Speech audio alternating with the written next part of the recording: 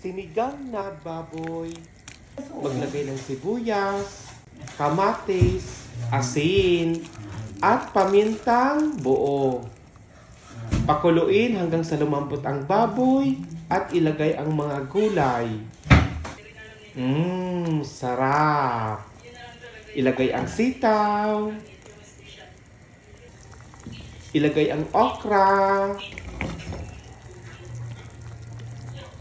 At ilagay ang kangkong. Lutuin ng at least mga 5 minutes. Lagyan ng sili para mas masarap at mabango. Lagyan ng sinigang mix. 3 minutes, luto na. Kainan na. Sarap.